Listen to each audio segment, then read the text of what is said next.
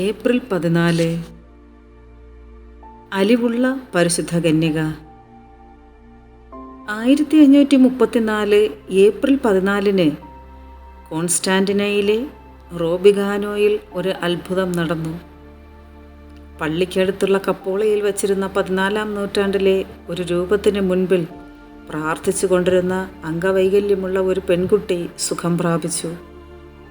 അടുത്ത സെപ്റ്റംബർ 13-ാം തീയതി ആ വിശുദ്ധ രൂപം പ്രതിഷ്ഠിക്കുവാൻ ഒരു പള്ളി പണി ആരംഭിച്ചു.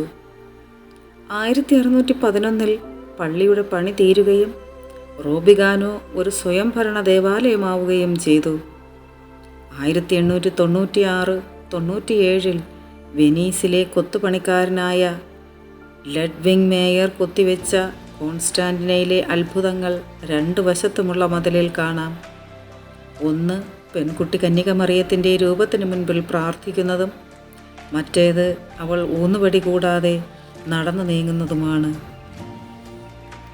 പരിശുദ്ധ അമ്മേ ദൈവമാതാവേ, പലവിധ രോഗങ്ങളാൽ ബുദ്ധിമുട്ടുന്ന എല്ലാ പേരെയും അമ്മയുടെ സമ്മന്നിധിയിൽ സമർപ്പിച്ച് ഞങ്ങൾ പ്രാർത്ഥിക്കുന്നു.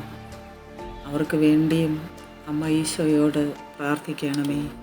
Ave Maria.